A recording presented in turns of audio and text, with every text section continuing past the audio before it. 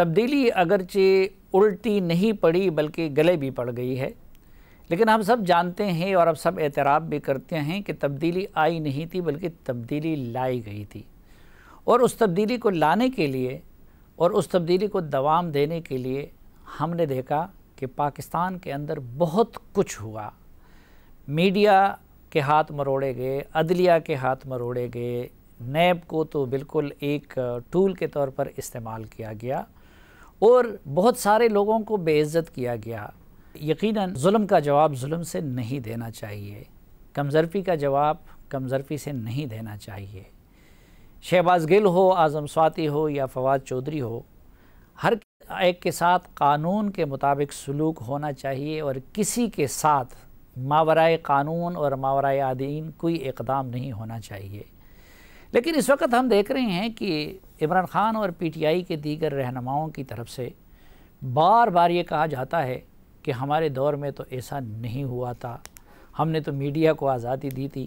حالانکہ ہم اگر صرف میڈیا کی بات کریں تو اس دوران میڈیا کے ساتھ جو سلوک کیا گیا، ایک مثال آپ کے سامنے بیٹھا ہے، مجھے الیکشن ٹرانسمیشن سے اٹھایا گیا، پھر ایک کالم لکھنے کی پاداش میں جیو کو بند کیا گیا، گھر پہ حملے الگ ہوتے رہے۔ پھر ہم نے دیکھا طلعت حسین صاحب کے ساتھ کیا ہوا، حامد میر کے ساتھ کیا ہوا، نجم سیٹھی کے ساتھ کیا ہوا، ستور کے ساتھ کیا ہوا، اور اسی طرح جتنے بھی جینون جرنلسٹ تھے، نصرت جاوید کے ساتھ کیا ہوا، مطیع اللہ جان کے ساتھ کیا ہوا، ابصار عالم کے ساتھ کیا ہوا۔ لیکن خود اگر ہم قید و بند کی صعوبتوں کے حساب سے دیکھیں تو ایک مختصر سی لسٹ میرے سامنے ہے کہ آصف علی زرداری وہ 2019 میں گرفتار ہوئے اور 6 ماہ دسمبر میں جا کر ان کو رہائی ملی۔ فریال تالپور صاحبہ بھی 2019 میں گرفتار ہوئی، ان کو اگست میں اڈیالہ جیل منتقل کر دیا گیا اور 6 ماہ بعد دسمبر میں جا کر ان کو رہائی ملی۔ خورشید شاہ کو ستمبر 2019 میں نیب نے گرفتار کیا اور 2 سال سے زائد قید کاٹنے کے بعد اکتوبر 2021 میں ان کو رہائی ملی۔ یوسف رضا گیلانی کے صاحبزادے موسیٰ گیلانی کو پی ڈی ایم کے احتجاج کے دوران نومبر 2020 میں گرفتار کیا گیا۔ دسمبر 2021 میں آغا سراج درانی کو نیب نے گرفتار کیا۔ نواز شریف کو جولائی 2018 میں لندن سے لاہور پہنچتے ہی گرفتار کیا گیا، ان کو 10 سال قید کی سزا سنائی گئی، جس کو ستمبر میں اسلام آباد ہائی کورٹ نے معطل کر دیا، مگر اینٹی کرپشن کورٹ نے اپنے بیٹے سے تنخواہ نہ لینے کی بنا پر ان کو 7 سال کے لیے دوبارہ جیل بھیج دیا۔ نواز شریف 1 سال قید میں رہے۔ حنیف عباسی، ان کو جولائی 2018 میں رات 12 بجے عدالت نے گرفتار کرنے کا حکم دیا اور ان کو لمبی سزا سنائی گئی تھی، 9 ماہ بعد ان کو رہائی ملی۔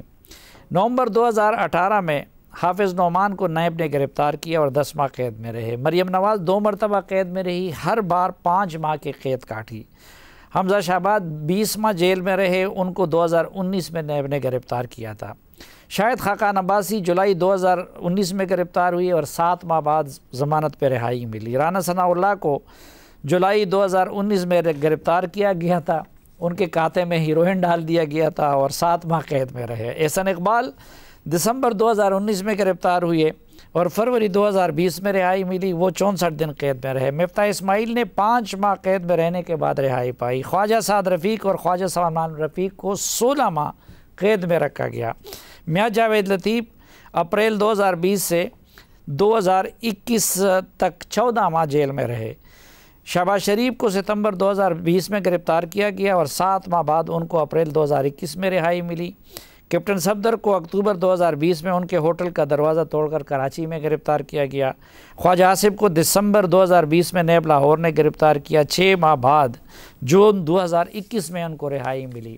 احد چیمہ، انہیں فروری 2018 میں گرفتار کیا گیا اور ان کو 3 سال کی قید کے بعد اپریل 2021 میں رہائی ملی۔ فواد حسن فواد کو 2018 میں گرفتار کیا گیا اور 30 ماہ جیل میں رہنے کے بعد رہائی ملی۔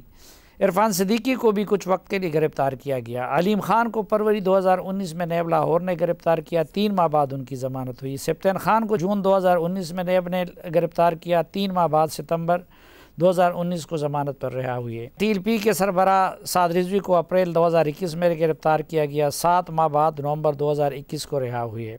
علی وزیر کو 2020 میں گرفتار کیا گیا اور تاحال ان کی رہائی ممکن نہیں ہو سکی، ابھی تک علی وزیر جیل میں ہیں۔ MNA محسن داوڑ بھی متعدد بار گرفتار ہوئے، اسی طرح منظور پشتین بھی متعدد بار گرفتار ہوئے۔ اور اگر ہم صحافیوں پہ آ جائیں تو جنگ کے امیر شکید الرحمان صاحب کو کوئی 30-40 سالہ پرانے ایک مفروضے کی بنیاد پہ گرفتار کیا گیا۔ اس دوران ان کے اکلوتے بھائی بھی وفات پا گئے، ان کی بہن بھی وفات پا گئی۔ یہ تو خیر لمبی چوڑی کہانیاں ہیں، لیکن یہ جو ان کا دعویٰ ہے کہ جی ہمارے دور میں تو کسی کے ساتھ ایسا کچھ نہیں ہوا، تو ہم نے اس دور میں ڈھائے جانے والے مظالم کے ایک ثبوت کے طور پر آج ایک ایسے کیس کو چنا ہے اور ایک ایسے شخص کو چنا ہے۔ ان کے کیس کو ایک نمونے کے طور پر دیکھ کے آپ اندازہ لگا سکتے ہیں کہ اس وقت 3-4 دن کی قید کاٹنے کے بعد چیخ و پکار کرنے والے لوگوں کے دور میں کیا ہوتا رہا۔